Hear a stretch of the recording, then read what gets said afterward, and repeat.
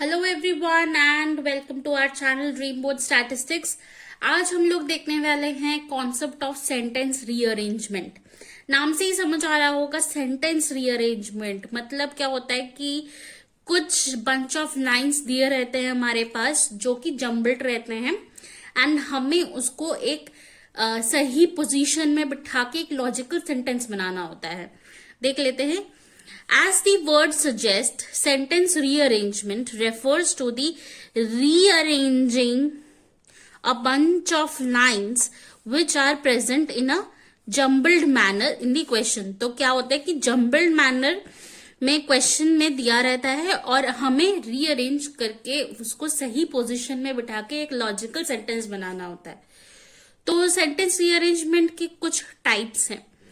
First type is the basic format. Basic format में क्या होता है कि this is the format where all the statements are given in a jumbled form and candidates need to arrange all the statements logically. तो question में क्या दिया होता है, आपके पास 4 या 5 ऑप्शन होंगे, जिससे ए में एक 2-3 वर्ड्स लिखे होंगे, बी में 2-3 वर्ड्स लिखे होंगे, सी में होंगे और डी में होंगे।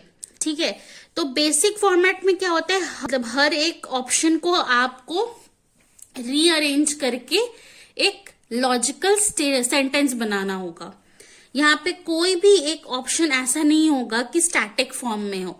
जैसे मान लीजिए कि ए में कोई सेंटेंस है, कोई भी फ्रेज है, तो वो ए में ही बैठेगा, मतलब वो सेंटेंस के पहले भाग में ही बैठेगा, ऐसा नहीं है। बेसिक फॉर्मेट में हर एक ए बी सी डी हर एक ऑप्शन जम्बल्ड वे में होगा और आपको ये अरेंज करना होगा ताकि एक लॉजिकल एक मीनिंगफुल सेंटेंस बन सके।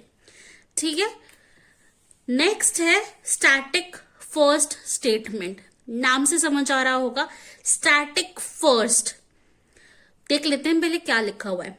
In the second type of format for the parajumbles, the first statement is given as static and the candidates have to arrange the other statements logically such that the first statement remain constant।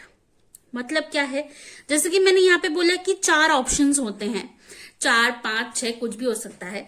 तो static first statement में क्या होगा, आपका first जो A option होगा वो static ही रहेगा। मतलब ये आपको बोल दिया जाएगा कि फर्स्ट स्टेटमेंट जो है वो अनचेंज्ड रहेगा एंड आपको बाकी ऑप्शंस पैराजम्बल्ड है एंड आपको वो सही करके अरेंज करके सही पोजीशन में बिठा के एक लॉजिकल स्टेटमेंट बनाना होगा जो कि फर्स्ट स्टेटमेंट के साथ रिलेट करके एक लॉजिकल स्टेटमेंट बनाए, एक सही स्टेटमेंट बनाए। ठीक है। स्टैटिक फर्स्ट स्टेटमेंट समझ आया होगा। नेक्स्ट देखते हैं स्टैटिक लास्ट स्टेटमेंट। क्या लिखा हुआ है पहले देख लेते हैं। The last statement given can be static and candidates need to arrange the other sentence to make the paragraph logical with the last sentence constant.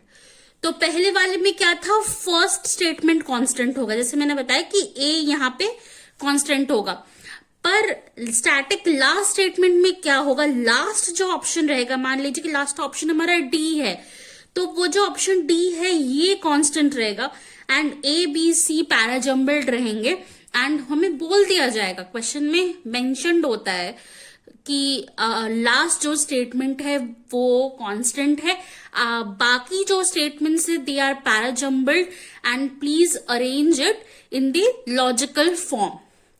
समझ आया। नेक्स्ट देखते हैं। तो नेक्स्ट है static first and last statement. यहां पे क्या होता है, यहाँ पे the first statement and the last statement are the constant. मान लीजिए कि जैसे ए में कुछ है, 2-3 लाइन वर्ड्स लिखे हुए, एक फ्रेज है, बी में एक फ्रेज है, सी में एक फ्रेज है एंड डी में एक फ्रेज है। तो static first and last statement में क्या होता है, ए ऑप्शन मान लीजिए the first option and the fourth option that is the last option B option, ये कांस्टेंट होते हैं। ठीक है। देख लेते हैं क्या लिखा हुआ है। The first and the last statement can be static and candidate are required to arrange the leftover sentences between these two statements to make it logically correct. तो आपको बी और सी जम्बल्ड होंगे, या मान लीजिए कि 4 ऑप्शन नहीं हो, मतलब 4 ऑप्शन ना ही हो, 6 ऑप्शन हो, 8 ऑप्शन हो, एंड बीच के जो स्टेटमेंट्स होते हैं वो जम्बल्ड होते हैं, उनको आपको करेक्ट फॉर्म में लिखना पड़ेगा ताकि एक लॉजिकल सेंटेंस उभर के आए. ठीक है.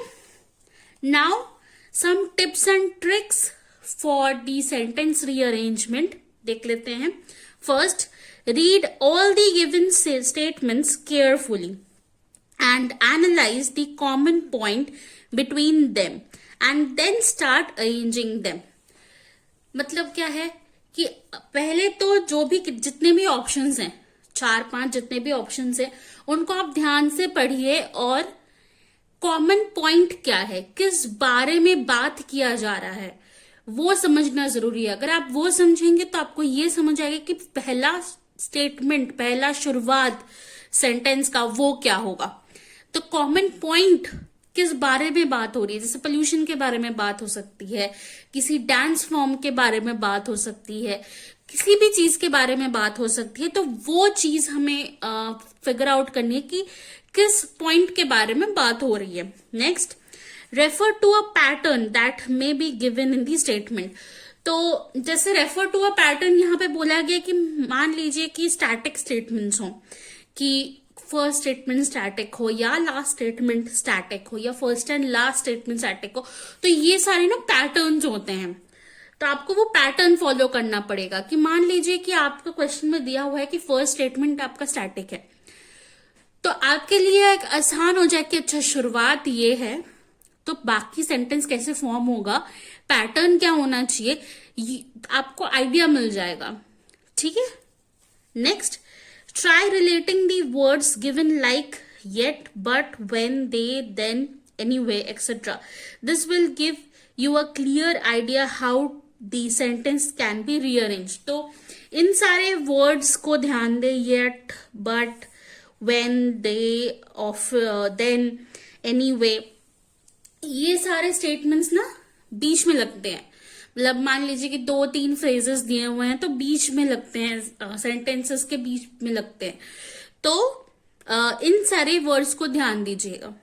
Next, candidates with stronger vocabulary are more likely to solve this question. तो स्ट्रॉन्गर वोकैबुलरी होनी चाहिए. मैंने पहले भी अपने वीडियोस में बोला है, वोकैबुलरी स्ट्रॉन्गर बनाना बहुत जरूरी है.